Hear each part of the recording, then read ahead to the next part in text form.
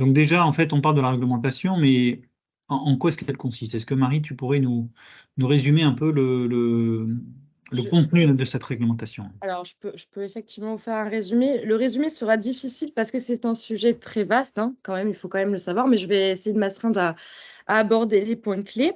Alors, l'objet de cette réglementation, c'est d'harmoniser les règles concernant l'intelligence artificielle.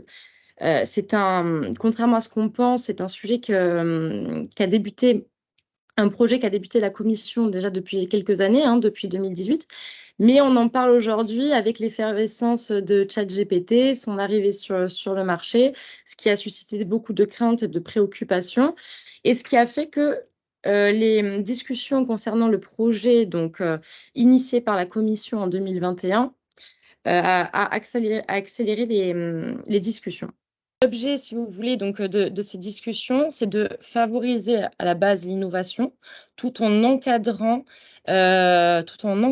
les craintes en mettant en place une IA qui soit éthique, qui respecte nos valeurs européennes. Qui respecte nos valeurs européennes, c'est-à-dire une IA qui respecte l'état de droit, les principes fondamentaux, la protection des données personnelles, la gouvernance des données, la traçabilité, bien nombre de grands principes ont été aujourd'hui dessinés par cette réglementation.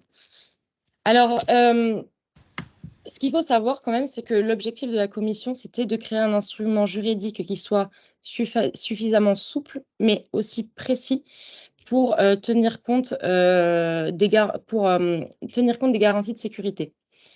Il fallait du coup avoir une approche qui soit fondée sur le risque. Et donc, c'est pour ça qu'aujourd'hui, on met en place, si vous voulez, une réglementation qui gradue les risques en fonction des pratiques qui sont jugées inacceptables, celles qui sont jugées à haut risque et celles qui sont jugées à risque limité.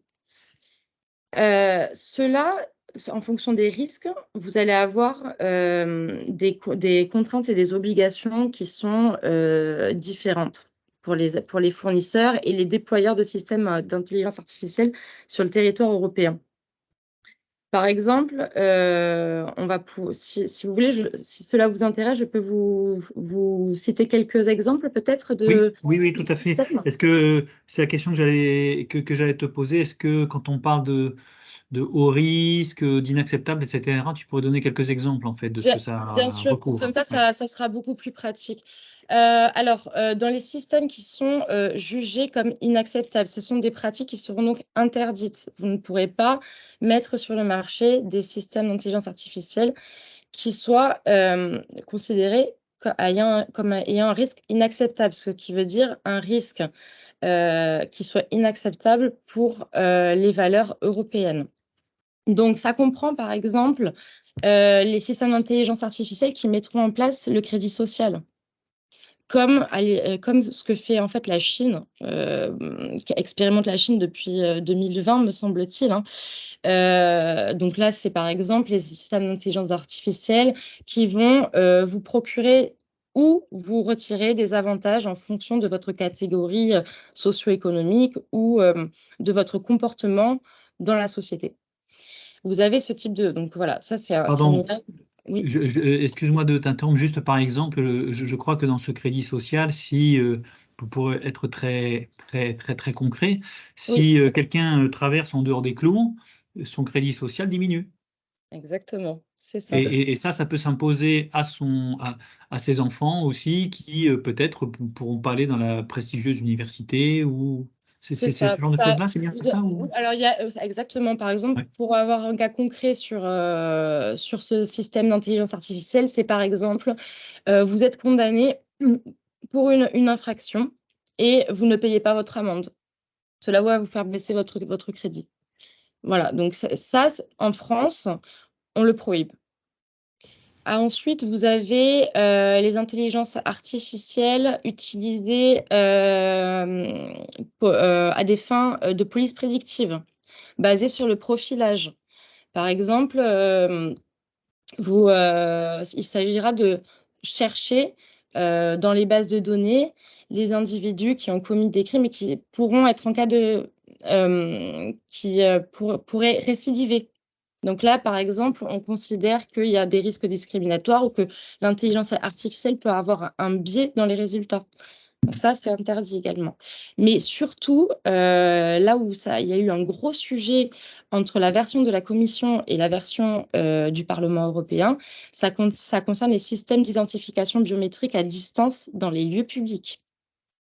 La Commission européenne avait donc prévu d'ériger en tant qu'interdiction, donc ces systèmes, qu'ils soient en temps réel ou a posteriori, c'est-à-dire par exemple, vous avez des systèmes d'intelligence artificielle mis en place dans une gare pour vérifier, pour surveiller qu'un acte terroriste ne se produise pas, et on pourra, par la reconnaissance faciale, regarder si surveiller, identifier le criminel, ou alors ça peut être mis aussi en place pour surveiller des victimes potentielles, par exemple les enlèvements sur des mineurs ou X personnes.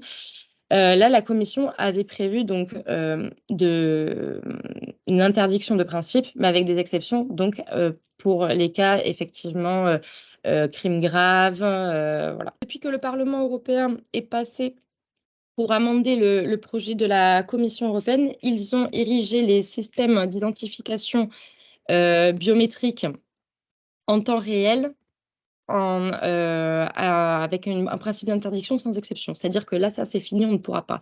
Par contre, on pourra continuer à mettre sur le marché des systèmes d'identification biométriques a posteriori, mais avec une exception quand même qui est très encadrée, c'est-à-dire qu'il faudra que ce soit une infraction grave, que la recherche soit ciblée, et également qu'il faudra une autorisation judiciaire. Donc voilà, donc les systèmes en temps réel, on oublie.